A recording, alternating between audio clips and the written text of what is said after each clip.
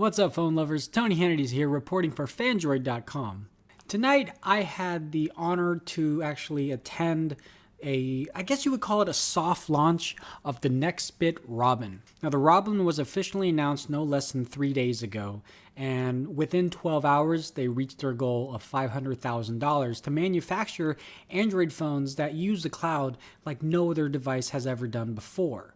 So I want to get some hands-on experience with the device. The event hall wasn't a hall, it was a bar, it was a lounge, it was the Alchemist in San Francisco, and it wasn't really a press event, more so of a PR event. But nevertheless, there were about 5 to 6 of the Robins floating around the crowd. There was a section that was kind of roped off specifically for the Kickstarter page, so if you hadn't backed it already, you can go ahead and back it that evening.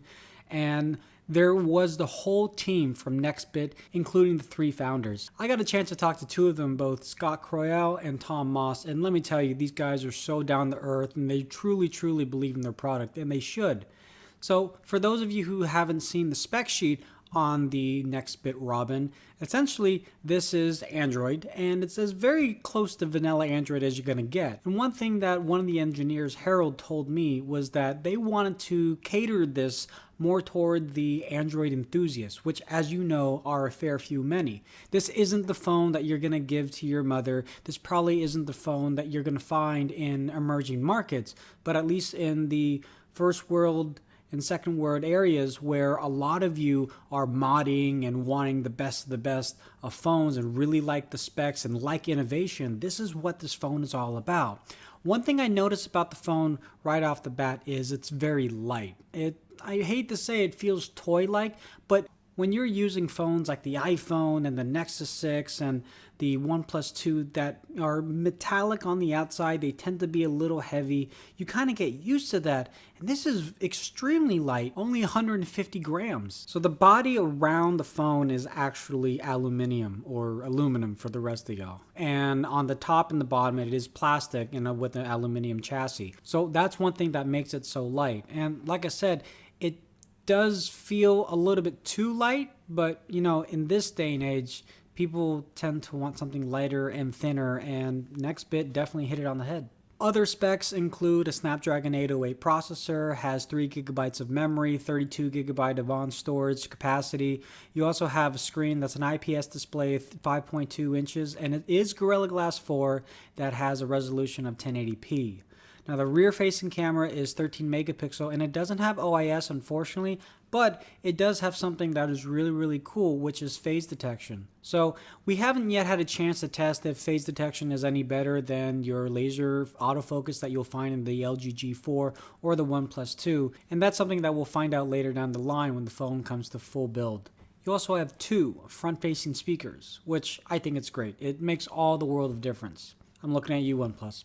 The fingerprint scanner can actually scan up to 10 fingers. It's on the power button. But unlike the OnePlus 2, the Galaxy S6, and even the iPhone, you don't have to manipulate a separate pad to use it as a reader. A few other things that this phone has that make it a killer phone: NFC, of course, Bluetooth 4.0, Wi-Fi, has all the bands for LTE and GSM, and at least here in the United States, it's going to work on AT&T and T-Mobile. The one thing I really like about this phone is it's not just a black slab. As you can see, there's going to be 2 colors that you can choose from, the mint and then midnight. Now, in a video that I've done previously on a separate channel, I said that I would go for the midnight. But now that I see the mint in person, I gotta tell you, the mint is a killer color.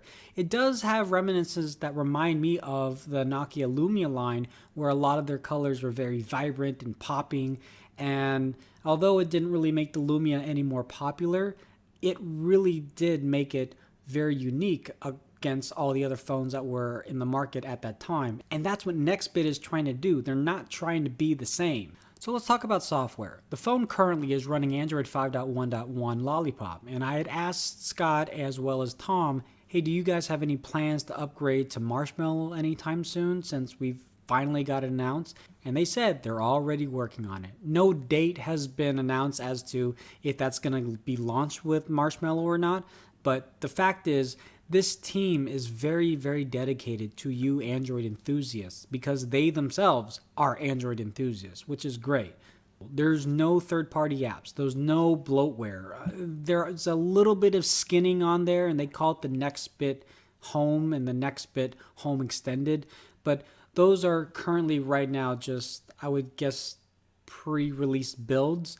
And the thing is, as you guys probably know, you can put any launcher that you want on there and still use the full capability of the Nexbit cloud to your fullest extent.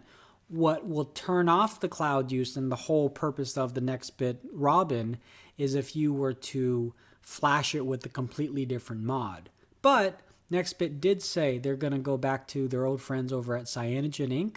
and see if they can work something out with them. Now, as you can see, the lighting in the situation wasn't the greatest, and I apologize for that, but I did notice that it is a little flat when it comes to lighting compared to a Galaxy S6 Edge and even my Nexus 6. But going alongside with the OnePlus 2, which also has a 1080p screen, it's not that bad. And I didn't get a chance to take any photos because the one that I had, unfortunately, the camera application didn't work. So this is a work in progress. They're 3 days into their project and they're continuously trying to upgrade their own hardware and their own software. And I did ask if they had any plans to increase the battery life as well as add wireless charging. And currently, just because of the industrial design that went into creating the Robin, of the look that it has, the weight that it has, that's just not going to be possible. But in any event, the Robin performed very, very well. I opened up the task menu, opened up multiple applications. It performed multitasking very well. There was a few times where I would scroll and it wouldn't do anything, but then after 2 or 3 swipes, it would catch up. And when I was trying to access things like the camera and Gmail, they weren't currently signed in. But I will say this, one thing that did intrigue me was the whole concept of the Robin is without you having to do anything, it will automatically offload your photos, videos, as well as apps into their free 100 gigabyte cloud. When it's uploading things to the cloud, there's going to be LED lights on the back of the phone that will blink. And when it's fully uploaded, you'll know. Kind of similar to when your battery charger lets you know that your battery's full. It's the same concept. Now, their cloud, that is something that they're working on with respects to increasing that size if you want to pay more, possibly. But at least for now, 100 gigabytes is really all that you need, at least for those times where you're starting to run out of space. So imagine yourself in a concert and you take really good video of Billy Joel, and for whatever reason, your phone starts to fill up. Automatically, without you having to do anything, old photographs, old applications that you don't really use will automatically upload to the cloud, and then voila, you actually have more room to store some of the new videos and photos of where you're at. And sometimes maybe you don't always use an application, but you don't want it to be automatically uploaded. There's a really cool feature that they're not quite sure if they're going to implement in the final build or not, which is if you swipe down just a little bit on any application, there's going to be a little check mark, and that will basically tell the operating system, don't upload this. Always pin this to the operating system.